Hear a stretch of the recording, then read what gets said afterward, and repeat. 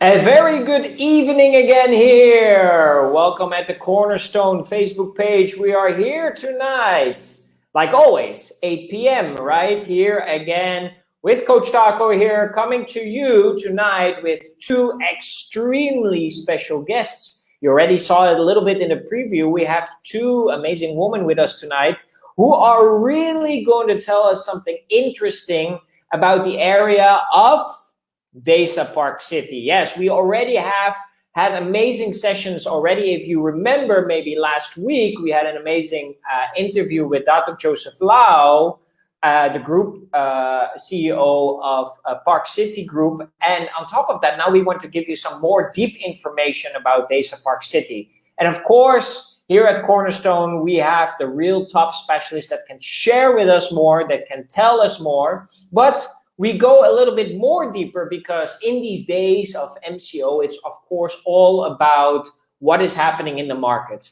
How can we help our property owners? And one of the things, we talk a lot about sales, we talk a lot about buying, but today we're going to touch a little bit more about rental. Yes, rentals. What can property owners do? What can they expect? And what can they learn from the current market situation? And how can it help them in their rental, right? What is happening with tenants? You know, are they allowed to move? Are they not allowed to move? So we got a lot of questions, you know, from the public, you know, hey, you know, Cornerstone, you have touched a lot about sales. You have touched a lot about rental, but could you maybe touch a little bit more about, or we touched about buying, selling, but can you touch a little bit more about rental? So we dive deep into the real specialist at Cornerstone, and we came with two amazing women that is going to share a lot about that tonight. Now, before we bring them on board, I just want to check if you really want to see them, right? Because otherwise, you know, it's like wasting a lot of time, you know, if you don't really want this. So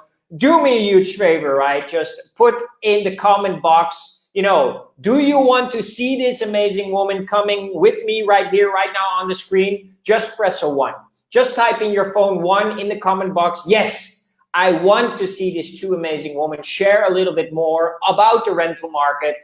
But if you say, no, I don't really want to see them, you know, you don't put in anything at all. So give me a 1 in the comment box if you want to learn more about the rental market. You want to learn more what is happening. You want to learn more on what is happening also specifically in Desa Parkcity. Just put 1 in the comment box right now, and I will get these amazing women right here, right now.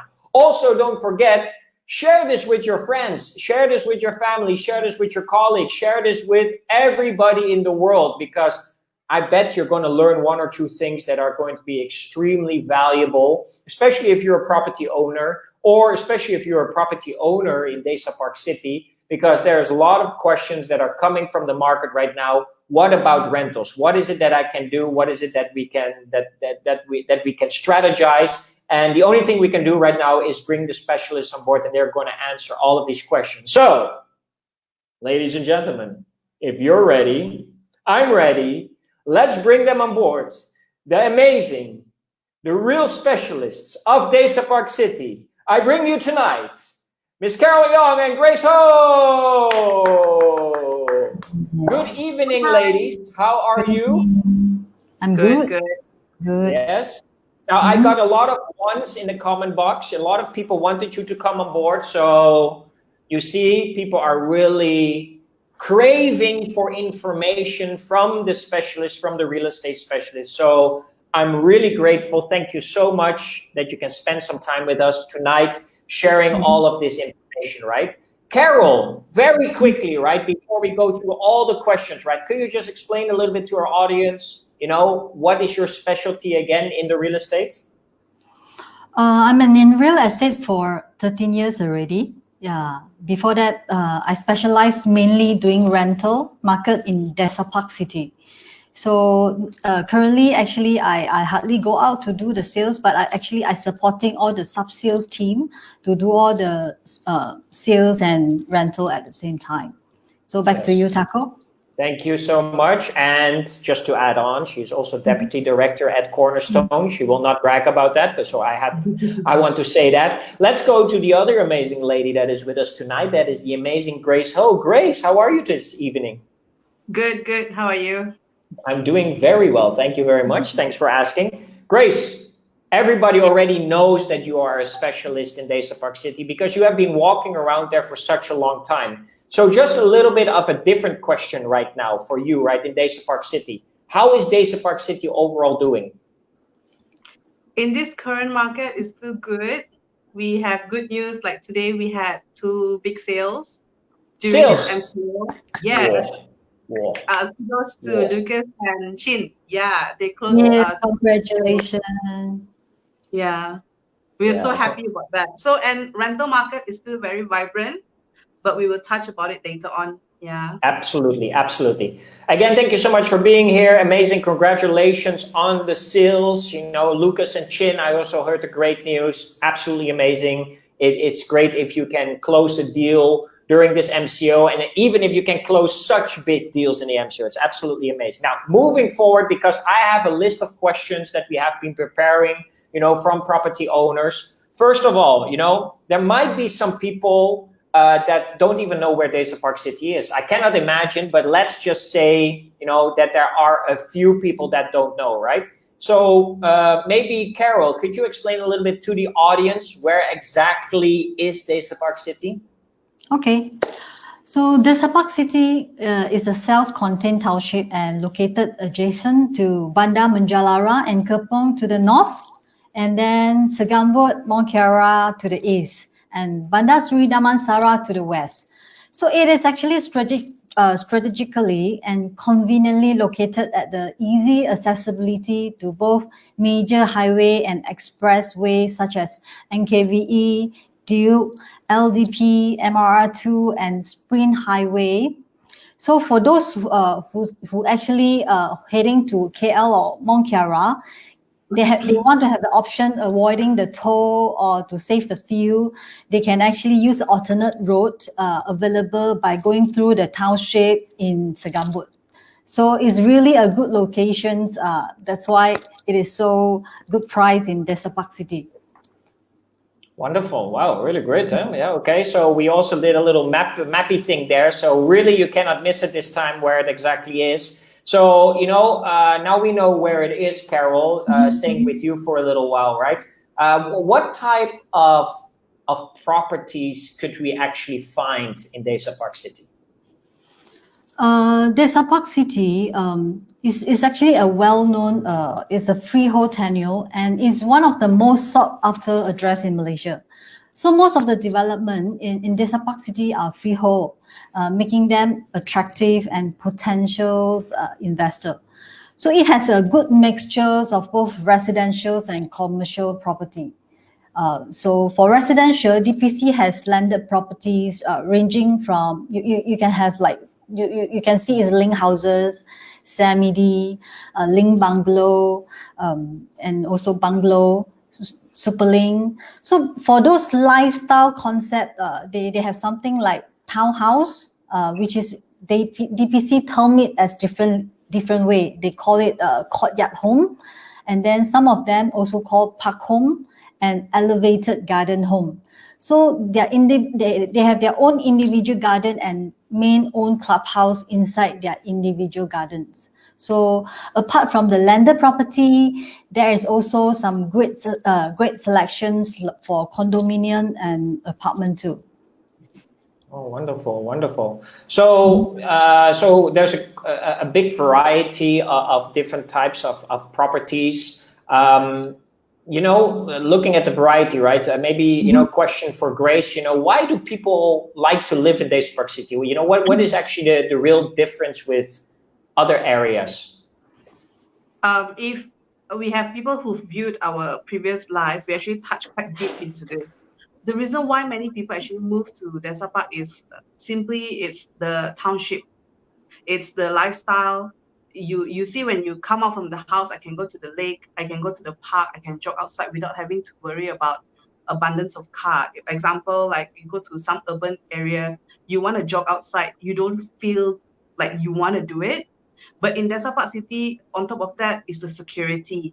Why people move there is really because the tight security and also the convenience. Everything is at your doorstep. Yeah, and also the community. Community is very important, especially for tenants. They're very concerned about okay, just put it this way. If you're an expat coming out of your country, per se like UK, you come to Malaysia, you don't know anybody, you don't know what to do, you will feel a bit isolated. So they want to be in an area where they can connect with the home country people, put it this way. Yeah. Interesting. Very interesting. So community, you say security is very important for them. Really that idea of a township, right? That everything is within reach, within actually a few minutes, right? So what type of people do you mostly see in Desa Parkcity? You know, what are the people that buy there? What are the people that rent there? Most of the people who actually buy, okay, let's put on the owner side first, right? Most of the owner in Desa Parkcity, they have their own businesses. It can be any industry, they have their own businesses. And a lot of them also is in the MNC, holding high ranking position. So we are talking about high income net value bracket of category of people. Whereas for the tenant, we do have a mixture, but predominantly mostly of them is actually expat from abroad, from all over the world. But if you see closely, you will see more British, American, maybe not so much, but really more to British. You will see quite a lot of them in Desa Parkcity. Okay, wonderful, wonderful.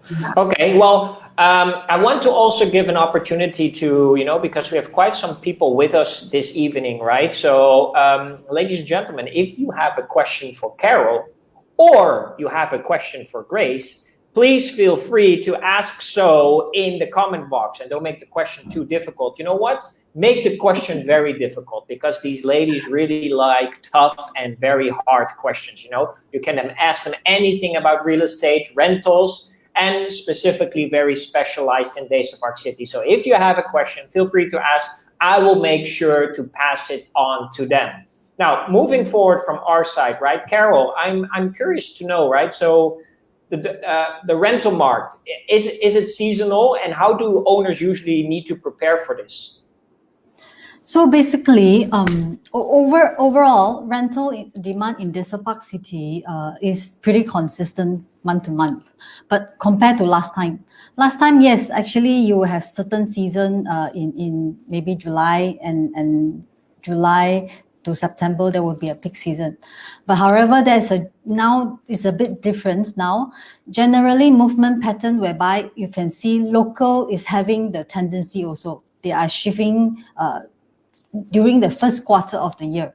And then whereby expat, their movement will be second and third quarter of the year. So as compared to last time. So for the owner, what normally they need to do is also, they need to rely on a very good agency who help them to actually market their properties. Yes. Yeah. So to let more tenant, you know, to publish to iProperty, Property Guru, you know, so to let people know every single unit is actually available. Very good, very good. Interesting. So it is seasonal, but you know, the seasons move through each other. You know, you have all around the year. You know, you have different expats, you have local people, things like that. You know, now we are kind of a little bit in a weird time, right? I mean, we have this. Last time I checked, there's this like huge global pandemic, you know, going over the world. Specifically Malaysia, we are in an MCO, right? Obviously has quite affected the market, right? So, but let's jump a little bit really specifically on the rental market. Grace, how heavily is the rental market affected, do you think?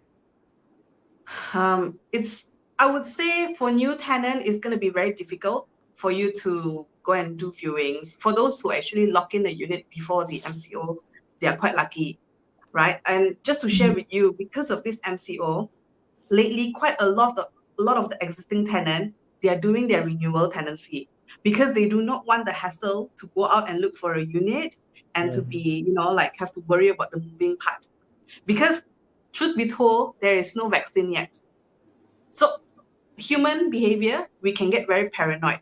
They will start thinking, oh my God, is the mover going to bring the virus, even though they're not? But you can't help it, like, because if they have children, especially these like small kids, they will be very concerned about this. So lately, quite a lot of tenants, they're going for renewal, right? But having said that, you will still have some unit. It may be limited, but you will still have some unit. The one that rental market affected badly, the one that I see, really affected badly is the high net value rental. We're talking about 5-figure rental value. This will be the first one impacted because MNC company, a lot of them, they're doing budgeting cuts for the housing allowance. So offhand, I myself personally, I've handled a few of them and I do feel for them. But this is a tough time, especially people in the oil and gas industry, aviation, these are the industry that is impacted the most. So you will see slowly, maybe now it's only you see the tip of the iceberg, but gradually you will see more and more high rental value will be a bit harder to go out. But having said that, you will still have some industry that is booming, right? So you will still have the industry booming, like you talk about those doing glove or mask. They are making tons of money right now. So for them, if they have expat coming to Malaysia to work, budget is not really much of an issue. Yeah. So it really depends on your luck as well, timing and luck. And really, technically, depending how the house condition is as well, the availability and how you set up the house. Interesting. So that still plays a big role, right? How you set up the house and how attractive you make it for the market, I guess, right? But even so, like you talk about MCO right now, right? Like I said, people will ask, what am I gonna do? Like specifically say, is it like I told you, a lot of people, they're renewing, correct? Yeah. So like, even if you want to move, right? You have to think about the fact that after MCO lifted, how is the moving company, are they gonna be operating? Yeah. So these are the aspects that you need to think. And a lot of management, they will start having some very strict house rule as well. Like they will be because some, like example, like Vicky was sharing with me, like Adiva per se in Desa Park, they spend quite a bit of money to actually do sanitizing the whole garden, which is gonna cost a lot of money. So obviously when they want people to come in, they have to make sure that they don't bring any of this threat to the community there. Yeah, interesting. Yeah, so you think also it's that certain buildings are going to be a little resistant on people moving in right now, or maybe in the near future, because they just cleaned it up and everything. They don't want to have too much from outside. Do you think? It's very hard to say. It really depends on each individual management, but there is a possibility. So as a tenant, if you're moving out or you are moving in, you need to be prepared. You need to check with the management side. Get your agent to go and check for with the management. Are they allowed to move in or not? And like we were talking about some tenancy because of MCO. There's some tenancy overlapping. When I say overlapping, is okay. This particular unit is currently tenanted out, but the tenancy has already expired and they're supposed to move out, but they can't move out because of the restrictions, so they're stuck there. Then you have these two tenants supposed to move into the house, and yet they can't move in because of the restriction. So the owner, I have some owner call me up, oh my God, what am I going to do? I'm stuck there. The only best solution for the owner is basically for the new tenant, they need to talk to the existing owner in the other house, see whether can they get an extension until after the MCO. But I always advise, get a buffer period. Buffer period means, okay, if your tenancy expired on this specific date, don't assume that on that specific after MCO that they will immediately release all the mover company to come out and do their works. You have to be prepared on that part as well. You see? So for the tenant in that particular house, you have no choice. You're stuck there anyway. What can you do? Continue paying rent? Tough, very, very difficult situation. Yeah, because simply people are not allowed to basically move. They're not allowed, to call the lorry and start moving stuff from one place to the other. They will be stopped at a roadblock. You gave already some good tips, right? But people are moving in, moving out. What other advice could you give to landlords and tenants, also particularly what they should do right now? You were already saying, build in a buffer. If you can, you have to have the conversation with the landlord, build a buffer. What else can be done until we're not allowed to move in and out? To me, it's like, just be prepared. Always have a plan B backup. If you have a specific mover in mind that you wanted to use, right? Just hypothetically say, okay, the government allowed the movement. The lorry people the movers can actually start operating. But bear in mind, you will have a surge of job for them. So they'll be backlogged. So you must have a plan B. If this mover is not available, what is your plan B mover? Yeah. Always have options. Very good. Just to try out, and make sure you double check all the management, because sometimes management may change their ruling on and off, depending if suddenly there's issue, they may change it again. So keep tabs with the management side. Yeah. I think that's the best. Yeah. That's really good advice, because usually when you move, right, you have to talk to the management, you have to give them like a deposit, right, for I'm going to move in this day and then the day after you. But do you think they're going to have additional rules and for moving in, moving out? So you might as well check beforehand, I guess, huh? Yeah, most probably I think they would. And maybe, who knows, I'm just saying top of my head what I can think of for the resident there. Probably they will ask you to do that word is so hard to say. Sanitization. To sanitize your stuff before you can actually bring in your furniture. So again, that part, if you're concerned, okay, I do have some cases with my colleague. She said that her tenant is a bit worried to move out because the fact that they're risking their life to meet up with this mover, right? Yeah. What can you do? Just practice the same thing we do. Wash your hand, wear your mask. At the same time, if you can afford to sanitize your belongings before you enter your new property, that would be the best, I feel. Yeah. Just an extra precaution. Yeah. Very good. Very good. That is some amazing tips there, Grace. Thank you so much for that. Carol, let's go back to you, because there's this thing that some owners. And sometimes it takes quite a while, to maybe rent out their property, right? And sometimes they say it's the market, it's something else, right? But there could also be reasons with the property, right? How can property owners help in approving the property so it rents out easier and faster? So from my experience, there's a couple of factors contribute to the time. Some of the unit actually you will take longer time, some will be taking faster time. So a lot of the reason behind, I feel that is owner, they tend to think a lot, they don't want to invest the money upfront to bring up the good condition of the property up to certain level of the standard. So generally, their mindset is like to have a tenant secure first before they committing to repairs or doing any maintenance of the units. So unfortunately, this conflict that with the tenant, like to see the first impressions of the property is not as what they want to see. So tenant want to see what they are getting for their bucks and not having a visualized what they want, what they actually want to get. So for example, you can show the slide, the other slide. This one. Yeah, sorry. Yeah, so normally a lot of owners actually, like for example, this part, we experience the tenant actually walk into this place. They feel that this is not the right place that they want to, because they're worried their children will jump into the pond or whatever things. It is not really practical for the clients.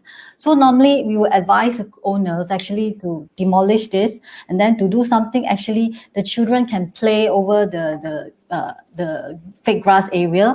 So and then some of the place like the toilet towels is like so run down, and then we always ask owners actually to do up a little bit so that the tenant actually walk into the house, they feel good about the properties. And sometimes you even can see some of the unit, you have all leakings at the ceiling side, So who want to stay in this kind of conditions, house condition? That's why a lot of times owner really need to actually do something first before they actually let property agent to market the place, so that they will have the first good impression to choose your unit faster. So sometimes also what you need to put also is very important. Like some of the owner, they will actually hire the ID.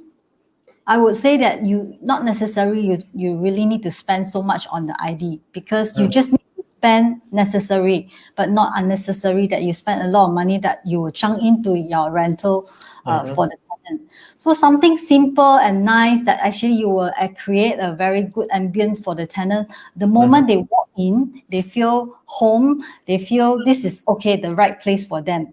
So that's why this is a place that I feel that a lot of owners need to actually take into considerations.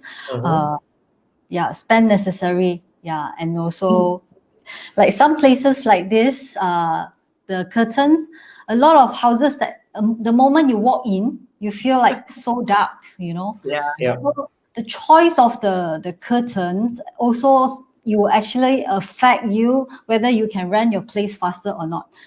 Because I experienced one of the house before, like the whole house, even we actually turn on all the lights, you still feel the house is so dark. So when you change the curtain colors, tone, you can actually change the house ambience also. So certain advice we will actually give the owner so that to speed up the chance for them to rent out their place.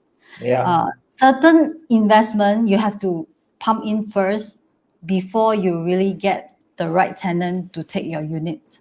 Yes. Yeah. That But is really, sorry. Yeah, go ahead, Grace. Yeah, I want to add on to what Carol mentioned. Like, okay, we do have some owner that say, hey, want my property in the market for so long, why I cannot rent out? Like Carol mentioned, the upkeep is very important. You have to see, okay, if you're the owner, you have in your mind what kind of client you actually wanted, what kind of tenant you want for the unit. If you want expat, because they can pay higher rental if they're under company. If you want expat, you have to think like the expat. This is very important. A lot of owner, they don't see this. I'm sorry to say. Don't marah me, or the owner, I just say truthfully. So basically, right, if you want expat, number one they want is bright. They prefer just plain white wall. They don't need the wallpaper one. Curtain, you just whatever palette color that you choose, the most important is get the neutral palette. Earth color, brown, beige. You go for like gray, white. A lot of them, they prefer this because it's easy for them to match with their furniture, right? I wouldn't want to go to a house when I see the whole wall is purple color. Logically, because then if my furniture is this certain color, I cannot match. At the end of the day, when tenant move into their house, it's a home to them. It's not just a property. To the tenant, it's a home away from home. So it's very important. And I cannot emphasize enough that the upkeep, just a simple cleaning, is very crucial. Because I just share with you, I had this one German lady. German, they are very well known for being very particular. They're very, very detailed and very analytical. So when I had viewing with this one German lady, I showed more than 60 units. 60? More than 60 units. And this is in KLCC side. 60 units.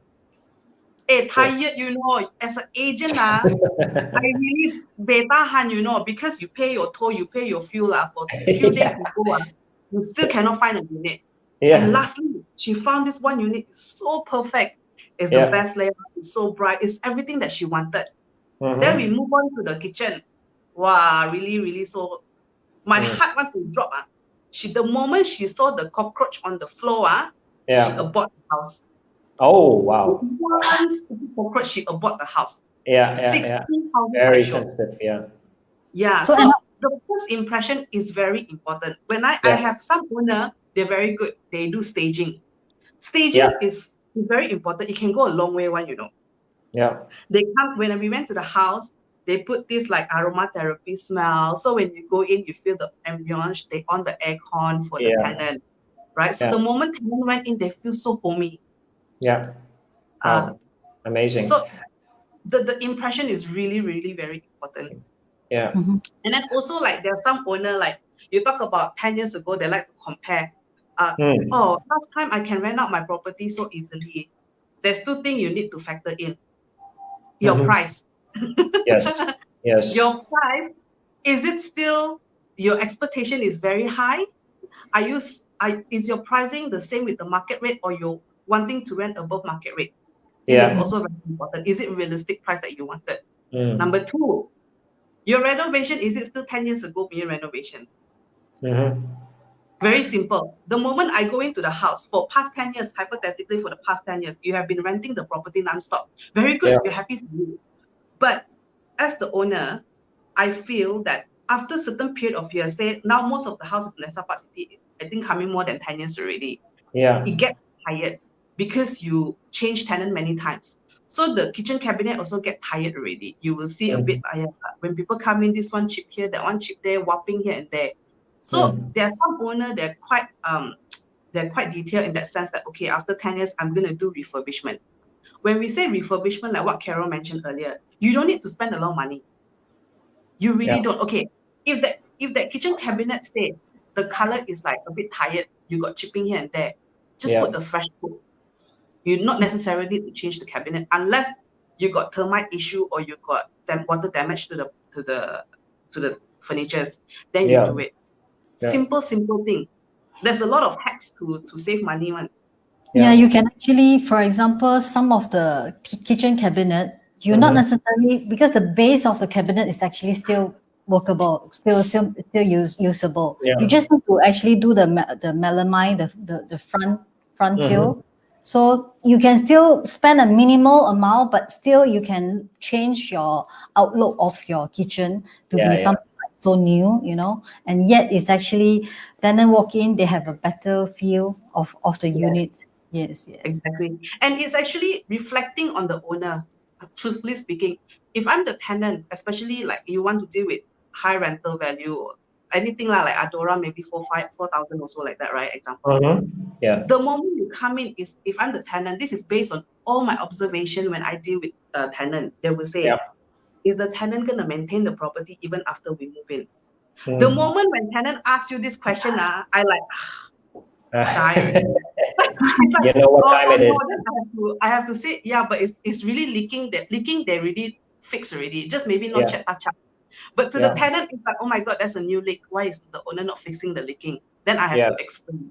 Because the tenant, number one, the first thing they're very concerned is, if I rent this property from this owner, if there is any leaking or things that is under the landlord's obligation, are they going to take charge to do it? So their concern is there. You see, because expat market, my owners all in the South, I just share with you all. The expat market, they talk to each other one. Yeah, I know. Taco, they you know, inform each right? other. Like you say, a little community, right? Very close one there. Very close, huh? I had one, particular question about actually this picture, right? Because I can imagine that some property owners would say something like, yes, of course we will fix this, when the tenant, agrees, then we're going to clean up everything, when you find a tenant, then we're going to clean up the toilet, we're going to fix up the leakage, find me a tenant first, and then I will fix up everything. What would you say to property owners that think that way? I will always, when I hear this kind of thing, I will tell the owner, yes, you can choose to wait, but same thing, as you know, the property in Desa Parkcity is getting more and more. The choice is a lot, So for the tenant, there's so many choice. Why they want to choose something they can't even imagine that will this problem will be really solved, and then will the owner really solve the problem? So basically, you are giving the chance for the tenant to go and opt for other opportunity. You get what I mean? Because I got one case before.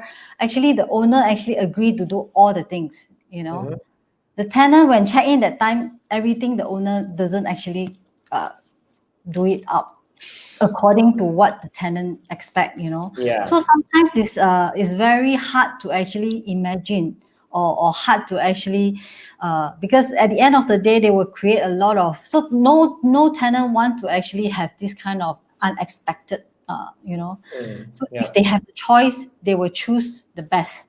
So I will always advise the owner, when you have the chance to actually do up your property, because you need to actually spend, but I will advise you, I will guide you, use the minimal amount to do according to what tenant needs, the tenant needs. Not do something that actually, I won't ask them to actually fork out a big amount of money to do unnecessary things like, buying all the extra things, changing the new kitchen cabinet or changing the whole ceiling.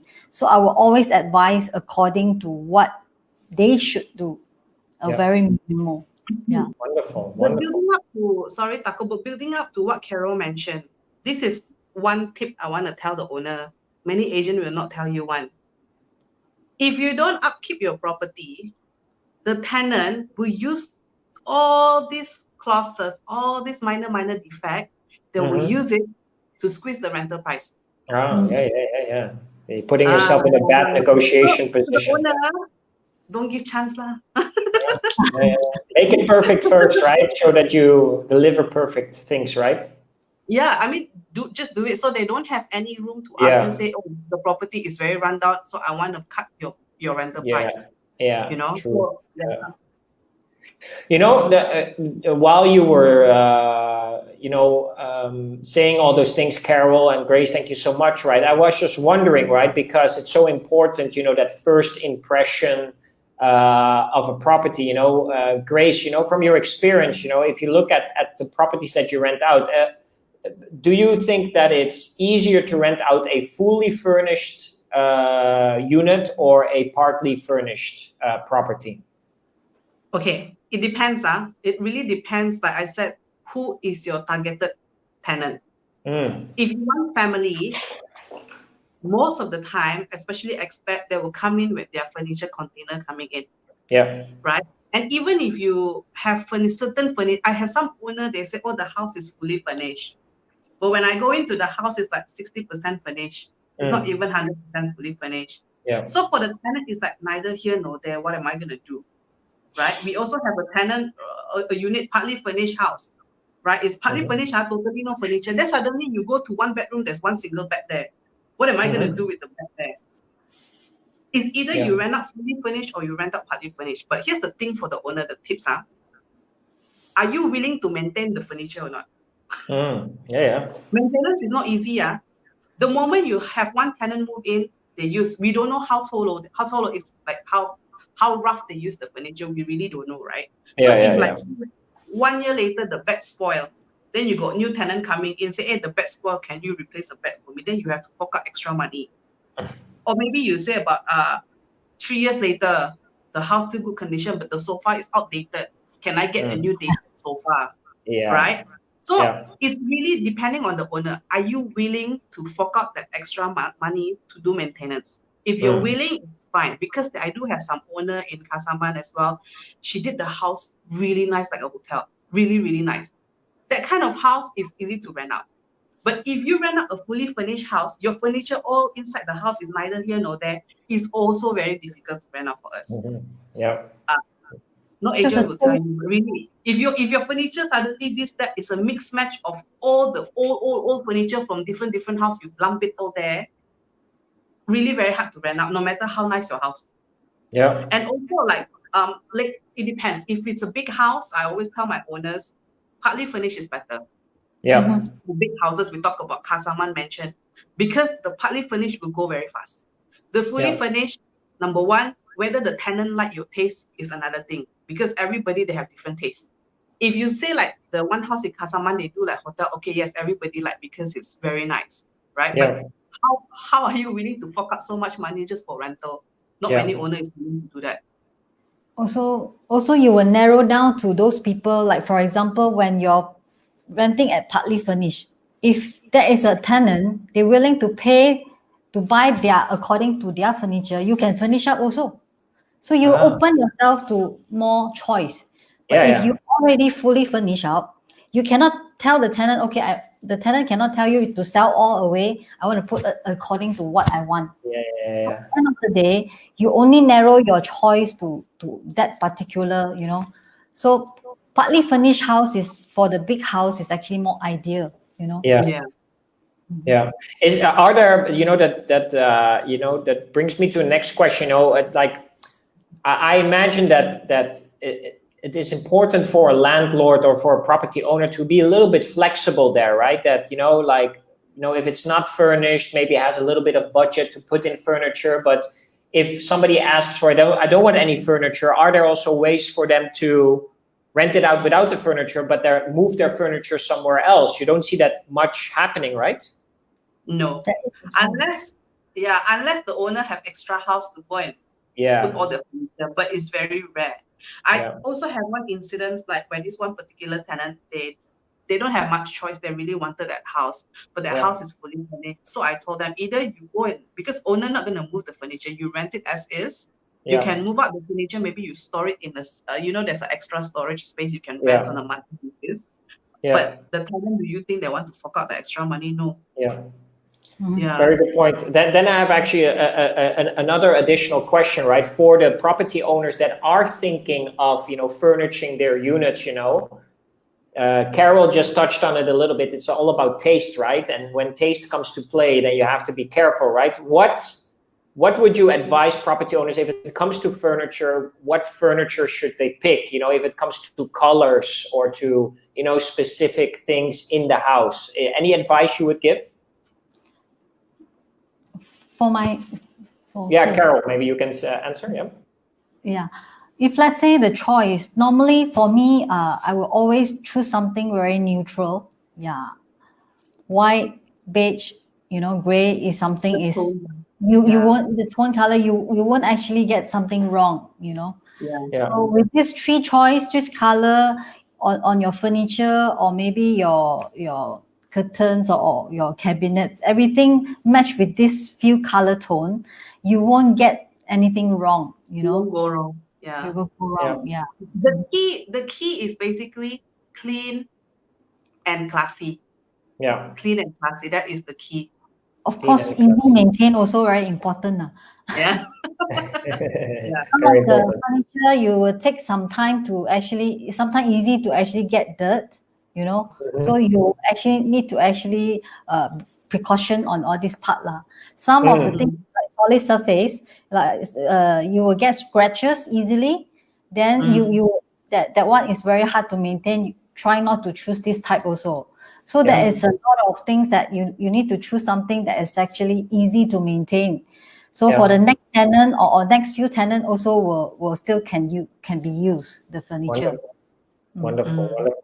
Hey, ladies, we got a question from the audience. Let's just take it here and see. It is the amazing Vicky. Vicky is asking, tenant wanted a fully furnished unit, but when they go for the viewing, suddenly it's a bare unit. Owner tell us to tell the tenant to visualize what they are going to put in the house with pictures of some furniture provided by the owner. What is your advice, please? Grace, you must be able to answer this one.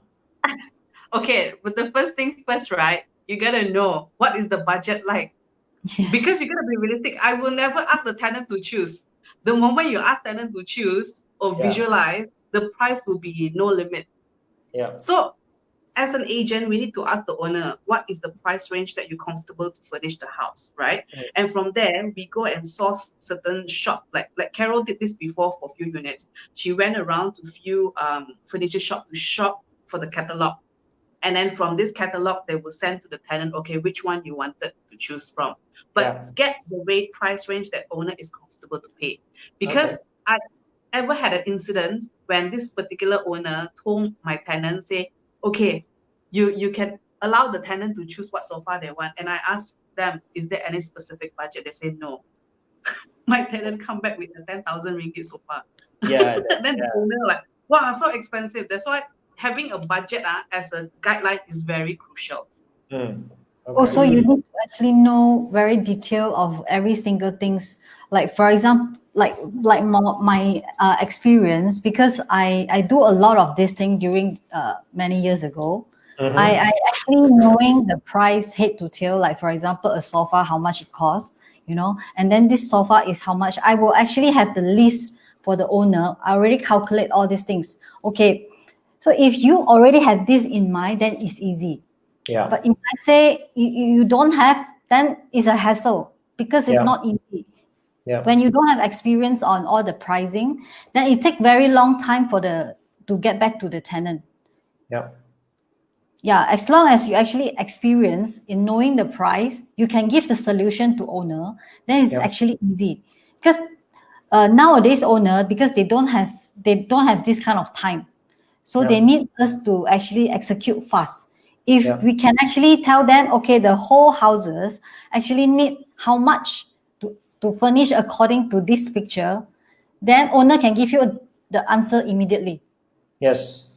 Yeah. So we also need to do some homework if, let's say, we want, but advisable, we try not to actually ask the owner or the tenant, you have to furnish yourself, or you find your own. Yeah, then it will not be any actually hiccups or disagreement.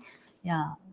Okay. Such great advice that you're giving here. It's absolutely amazing. I mean, there's so much tips and tricks that property owners can pick up, right? Carol, make sure. Oh, Carol, you have to move yourself back into the middle of the screen again. Yeah. Okay. You're pushing yourself out of the screen. So, oh no, the other side. Yeah. Very good. Very good. Yeah. This is perfect. Thank you for coming back in the middle again. Can you imagine, ladies, that we've already been speaking for almost 50 minutes? We are already getting to an end, close to an end of this session. I have a few questions left, right? Because this is, I think, a big question that a lot of property owners in Desa Parkcity would be asking, because they're dealing with so many expats, right? What is actually the real difference between like a normal tenancy and a tenancy with an expat clause? Grace, could you explain? Okay. Malaysian sekalian, you cannot use the expat clause. I got some Malaysian ask me before, can I use the expat clause? No, you cannot. Expat clause is only reserved for expats. Like you, Tako, you're an expat. Angmo. Okay, we call this Angmo. Expat clause is actually an exit clause for the tenant. Means to say, like for foreigner, they're coming to Malaysia to work on a visa, right? They are depending on the company, sponsorship, whatever. We don't know what if suddenly your visa is terminated. It's things that is out of control, right? So they have this expat clause normally in the second year. So if most of the tenant expect they will sign for 2 years. The first year will definitely be fixed. Then you move on to the second year with the expat clause. So meaning to say, if you are terminated in the second year, you still need to stay a minimum of 14 months, right? Yes. Now, I have some cases, especially like high-risk industry. Like previously, during the early, where was it? I think a couple of years back, the oil industry dropped tremendously, right? But we still had tenants coming in. So that time was Katja, one of our German colleagues, she do a lot of them. So there are some incidents depend on mutual agreement, owner and tenant. They wanted to have the expat clause to be entitled within the first year. Oh, okay. Yes, because we do have some cases before, tenant just move into the house, right? And then the oil market dropped and they got retrenched. But they're stuck with the tenancy. It's nobody's fault. It's really out of anybody's control at that time. But that owner, she was quite gracious to actually allow them to live with sufficient notice, because you can't lock in someone who can't afford to pay that rent anyway. Right? I might as well go for a new tenant. Yeah. Very good explanation. Very, very nice. So expat, ladies and gentlemen, expat clause only for expats, and the rest, I'm so sorry. Yeah, Malaysia don't use that. I got some Malaysian ask for it, so I'm like, no. Yeah. As Malaysian, you have to become an expat first, but the only way as Malaysian you become an expat is if you move outside of Malaysia, not inside of Malaysia. So that's the difference, right? So, Carol, I guess you guys do a lot of vacant possessions, right? On properties, people moving in, moving out all the time, right? What is usually done pre and post a vacant possession by owners and tenants?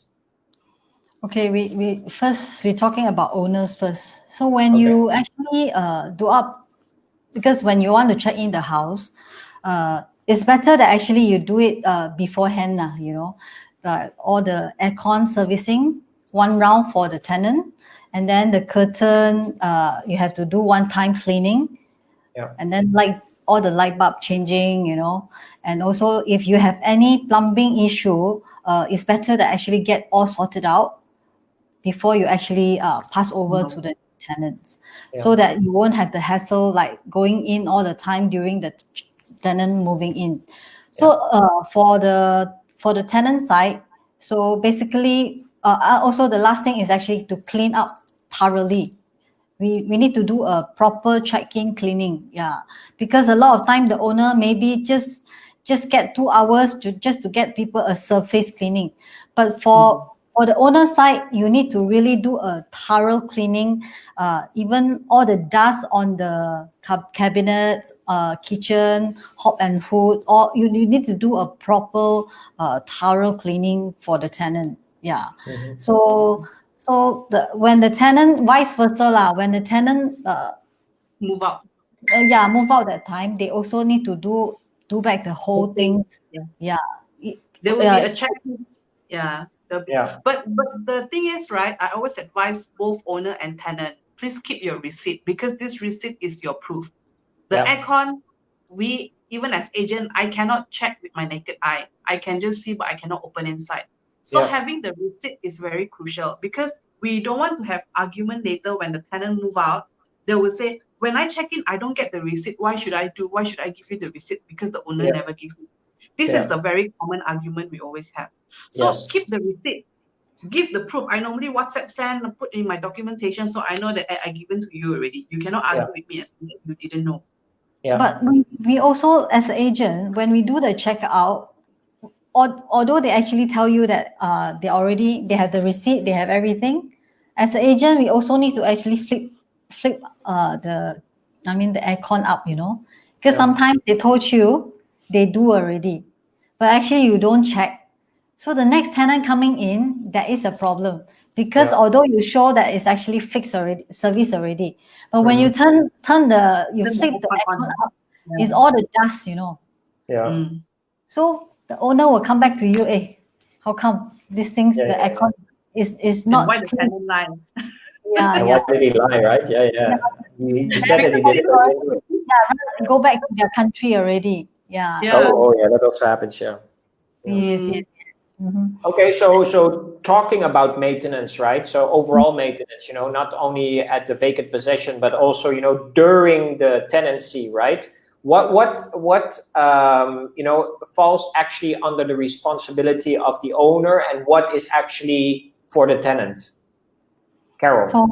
For the basic plumbing issue, like basic wear and tear, like flexi hose breaking, or maybe the bidet,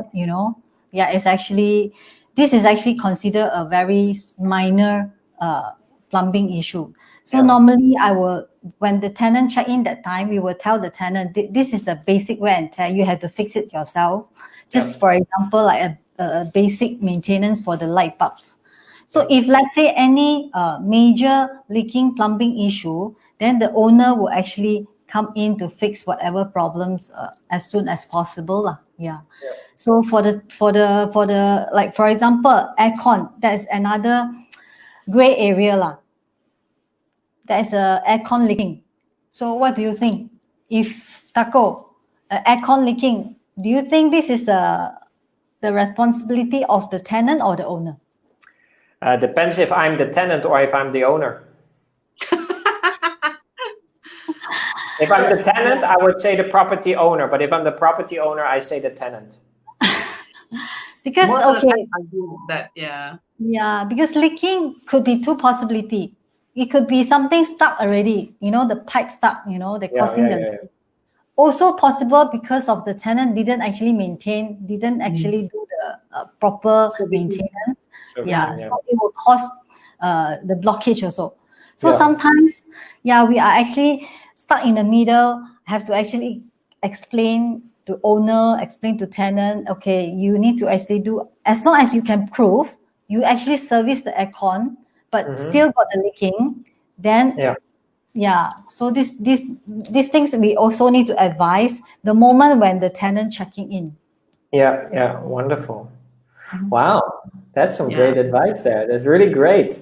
I must say, yes, Grace. But just to simplify what Carol mentioned, because a lot of times tenants, they do argue. Very easy. The rule of thumb: anything structural that is not caused by the tenant's negligence, then yes, it's under the landlord. Means to say you have waterproofing crack that need to seal, water pipe. That is all structural. That is not caused by you. So that is usually under the landlord. But usually in the tenancy agreement, there is a clause with the minor maintenance that if it's a minor maintenance, is to be borne by the tenant. Usually it's like below 300 ringgit. Example, you use the water tap, right? When I hand over to you the house, the water tap is in good working condition. Yeah. Right. 6 months down the road, the water tap leaking. So who should replace it? Yeah. Right. So all this argument later will show come out one. Yeah. So always rule of thumb, the landlord is normally only the structural. Wonderful. Okay, structural. But there is also incidents. This house maybe 13 years old already, punya house, right? I move into the house already. This one I get a lot of argument one. Yeah. I go to the bottom of the sink, the leaking already. Yeah. Then the landlord say it's under minor repair, under the tenant, why should I pay?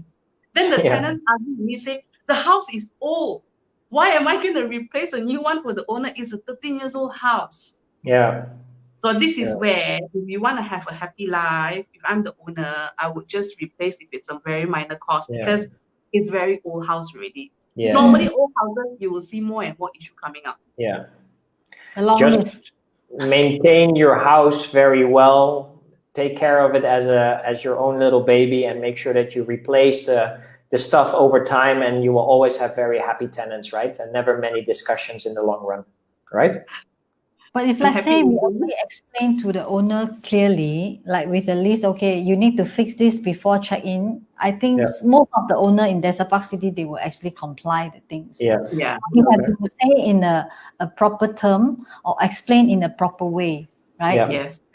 Yeah. Very good. Very good. Very nice.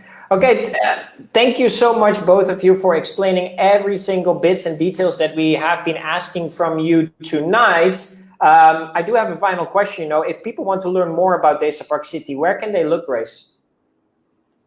They can look for us, I think, like Cornerstone, right? Or you can call me.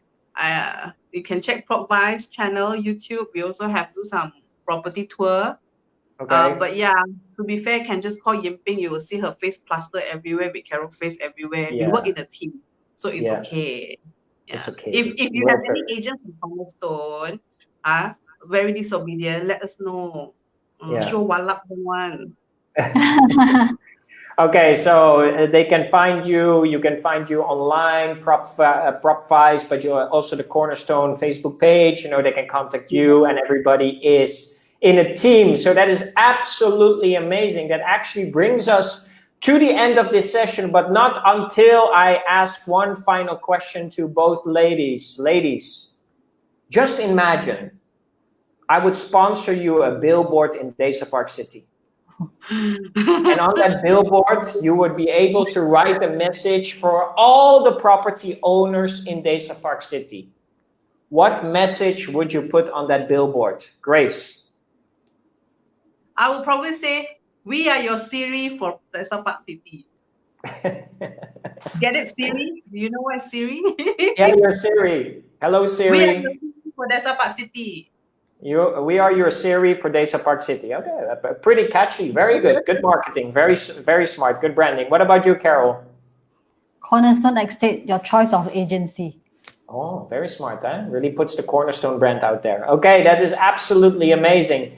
Ladies, thank you so much for being with us here tonight. Thank you for answering all the questions, and especially for all your advice on how property owners should rent out their units, what is happening now in the MCO, how they can improve their units through good maintenance, and also making sure that once new tenants come and look at the property, that everything is very well taken care of.